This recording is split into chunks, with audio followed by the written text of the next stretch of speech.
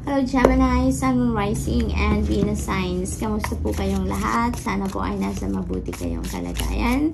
Titignan po natin sa reading na to kung ano po ang mga mensahe ninyo for today, September 19. And welcome back po sa ating channel. And kung bago naman kayo rito, welcome na welcome din po kayo sa ating channel. Thank you po sa inyong pagbisita. I truly appreciate it. And God bless you all, Gemini. We have Tankard, February, and Inkpot. Ayan. So, there is celebration, fun, and enjoyment happening around this time, Gemini. Maring meron kayong isi-celebrate, no? Na okasyon, maaring maimbitahan kayo or maaring okasyon ninyo yan, no? At magsi-celebrate kayo. So, have fun, no? I-enjoy ninyo yan, mag-unwind kayo. Maari din na yung ano ninyo, yung celebration na to is you are going to celebrate kasi meron kayong problemang masusolusyonan na sa ngayon, no? Maaring ganun din. February, nakatingin si hangin doon sa tankard. So, maybe, ano to, yung celebration na to is going to happen then for some of you around February next year, no?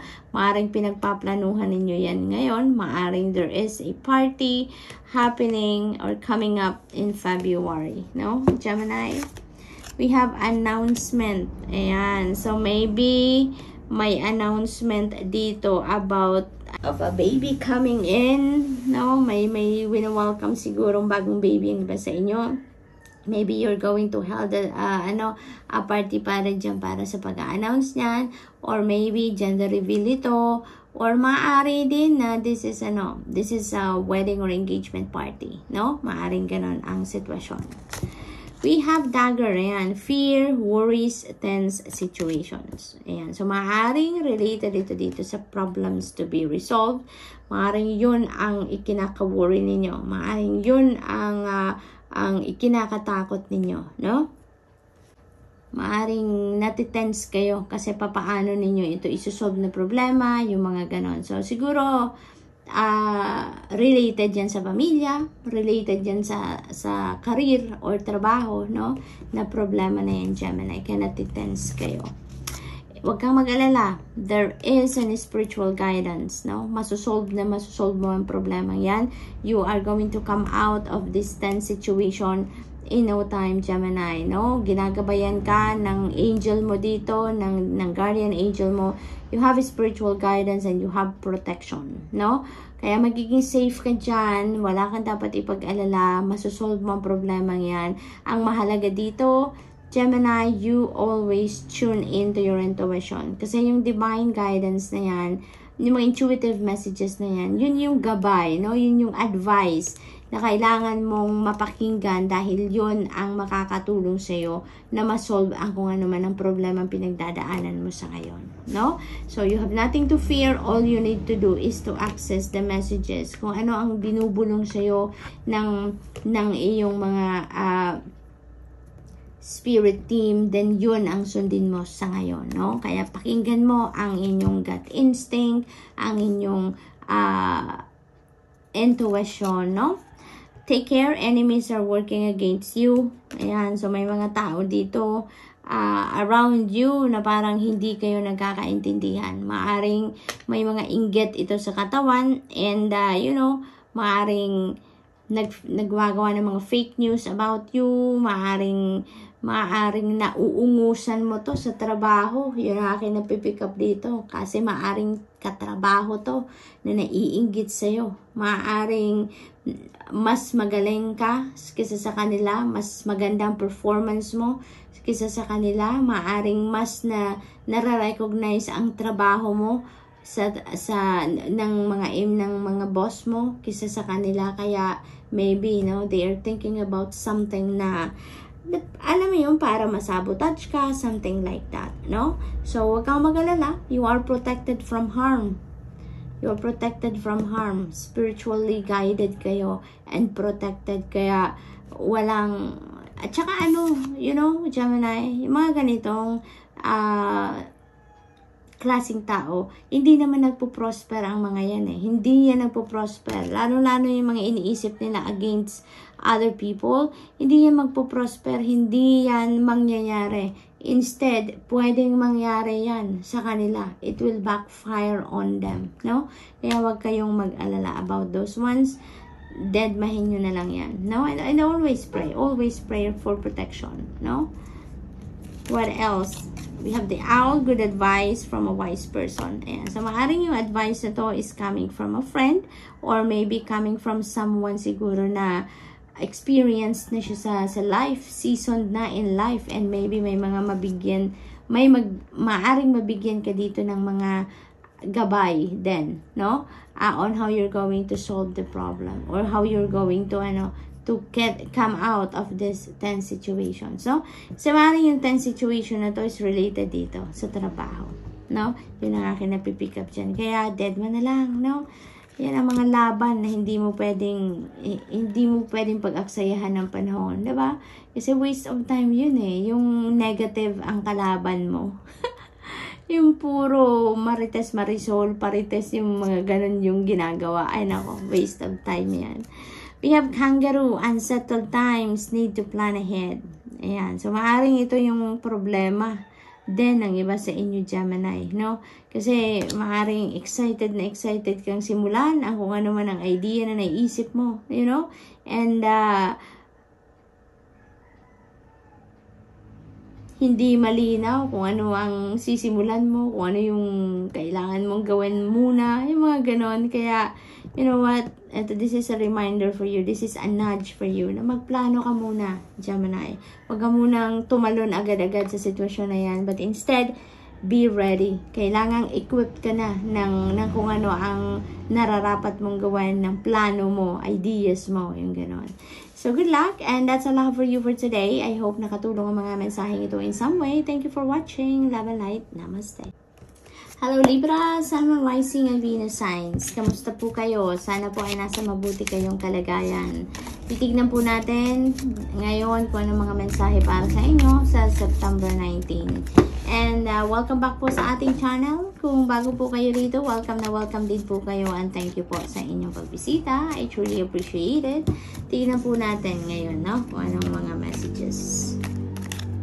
Una mensahe ni Libra ay Lion. It's time to act, Libra, no? Wala nang room ngayon sa sarili ninyo for procrastination or for hesitating, no? It's now the time to act, okay? Make things happen na, Libra. Everything is ready now, or everyone is ready. Time to act. Kasama siguro ninyo ito sa plano ninyo si Dark Woman, no? Because there is dealings or relationship with a woman with dark complexion or hair ngayon. Maaring si Dark Woman din ang isa sa mga makakatulong sa inyo dito sa pag-take action, no? Libra, maaring this woman is very supportive of you, no? Maaring siya din yung nag-encourage sa iyo, nagpo-push sa iyo na sige na, Libra, go for it, start doing it, no? Maaring ganun. We have Bird Perch, waiting for news, package, or letter. Ayan, so naghihintay kayo ng balita or package, bagahe, sulat, no? Around this time, maaring related yan sa plano ninyo, no? Maaring ito yung hinihintay ninyo, go signal siguro yan, no? And you will act on it. Maaring ganon. Or, maari din yung mga hinihintay ninyong balitang ito, or bagahe, package, letter, no? It will be coming from this Dark Woman then. We have June. Ayan. So, maaring meron kayong mga importanteng gagawin around June next year. Maaring yun ang pinagpaplanuhan ninyo, no? Maaring may mga balak kayong isakatuparan na goals ninyo, pero yung plan siguro ninyo magsisimula kayo June next year pa, no? Kaya parang ngayon sinasabi sa inyo, no, don't wait for June, no? Don't wait for June next year pa, layo pa nun, kung magagawa mo na ngayon, no? Kaya ito, sinasabi dito sa inyo na it's time to act, o no? Or maaari din na may plan kayo ngayon na gusto ninyong gawin, pinag-iisipan na ninyong simulan ngayon, and maaaring ang target ninyo, kailangang tapos mo na yan. Yung kung ano man ang ano yan, bagay na yan, in June next year. On or before June next year. Maaaring ganun din ang balak ninyo dyan. No? Kaya kailangan ninyong mag-action na ngayon. Kailangan nyo nang simulan na ninyo ngayon. No? So, what else? We have both money or property through an inheritance, winning or windfall. Wow. Isang barkong pera ang parating sa inyo dito, Libra. Napakaganda naman. Maaring maaring may pamana talaga sa inyo. Isang malaking face value, no, ng property siguro yan. Or maybe, trust fund, or talagang maybe isang savings account, no, na malaking laman ang maaring mamanahin ninyo dito. Maari din na panalo yan, no? Libra, maaring that is a lottery win na malaki, or maybe, alam mo yung perang ito, this could come from different sources, no? This could come from different sources. Maaring iba't ibang panggagalingan ng pera na yan, or maaring isa lang ang panggagalingan pero talagang isang barkong pera. Ang dami-daming pera ito. Libra, maaring ito yung good news ninyo, no? We have time to get out of a situation. Ayan. You really need to act now to get out of this situation, whatever this is. Maaring maaring challenging situation related sa pangkaperahan nito, no? Dahil may parating na pera, so talagang makakaalis na kayo dito sa sitwasyon na to, na merong scarcity pagdating siguro sa kaperahan, Crack up disappointment with life. Ayan. So, maaring yung disappointment na to ninyo, yun na ang aalisan ninyo. Now is the time for you to get out of that dissatisfaction sa buhay na nararamdaman ninyo, in order for you to receive this energy of the boat. Kasi, di ba, kapag negative ang nararamdaman natin, negative ang iniisip natin, ay nako, huwag na tayong umasa, Libra, na merong magagandang ganap na mangyayari sa buhay natin, no? Kasi blockage yan yung mga negative thoughts na yan, negative feelings and emotions natin, that serves as a barrier between us and success, between us and abundance and prosperity and happiness, yung mga ganon. Kaya, kailangan na ninyong, umalis sa nararamdaman ninyong yan, no? Dissolve nyo na yan yung dissatisfaction ninyo sa buhay, sa mga pangyayari, and let's just focus on what is positive, no? Let's just focus on what is going to bring us happiness. Yun ang isipin natin, nang sa gayon wala tayong blockage for this energy, no? At ito talaga ang dumating sa buhay natin ngayon, no? What else? We have marriage. Ayan. So, maybe yung dissatisfaction na yan is related sa inyong marriage, no? Related sa inyong love and romantic relationship with your person. So, maaaring ganun din ang sitwasyon dito, Libra. So, Libra, that's all I have for you for today. I hope nakatulong ang mga mensaheng ito in some way. Thank you for watching. Love and light. Namaste. Hello Aquarius, Sun, Rising, and Venus sign. Sana po ay nasa mabuti kayong kalagayan. Welcome back po sa ating channel. At kung bago po kayo rito, welcome po kayo sa ating channel. And thank you po sa inyong pagbisita. I truly appreciate it. And God bless you all po. So, tignan po natin ngayon kung anong mga mensahe para sa inyo sa araw na to. That's September 19.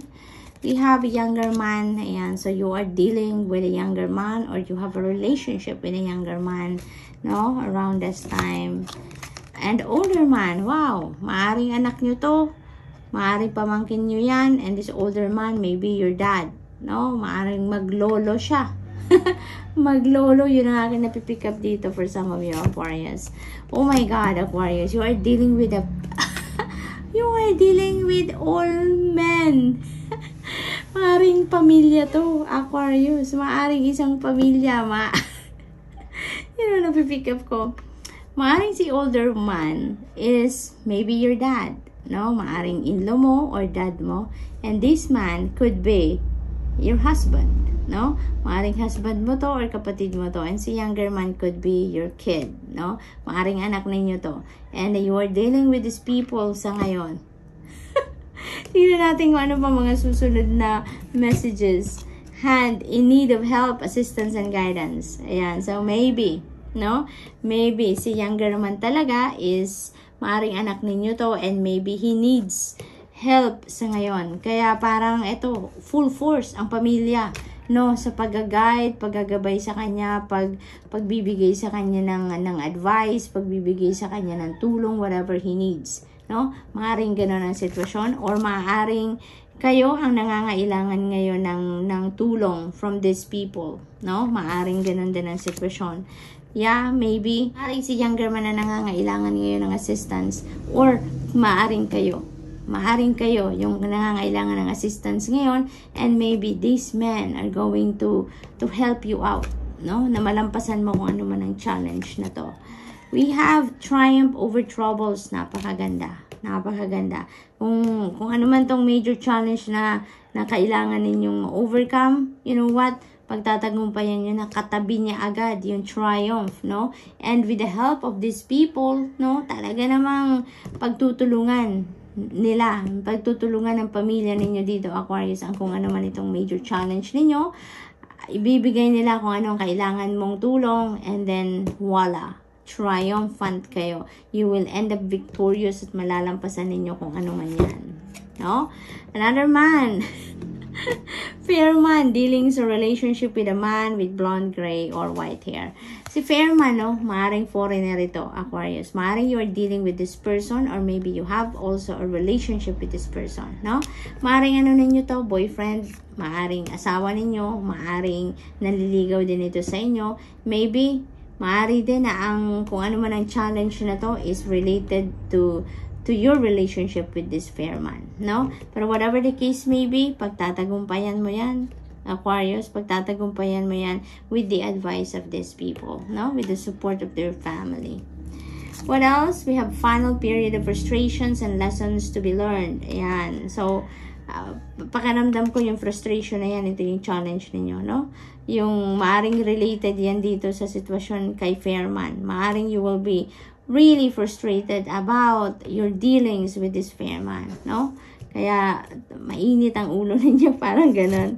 We have November. Ayan, maaring meron kayong plans around November, no? Maaring si Fairman nasa abroad siguro to, uuwi to see you, maaring ganun, or maybe magkasama kayo sa abroad, maaring ganun, 'di ba? Kung asawa niyo to, maaring magkasama kayo and you have plans, no, around November. Maaring uuwi kayo, or maaring magta-travel kayo, maaring ganun. And maybe yung plano na yan, maaring yon ang hindi ninyo napagkakasunduan sa ngayon. Maaring ganun din ang sitwasyon, Aquarius. So, tignan natin kung ano pang mensahe for you.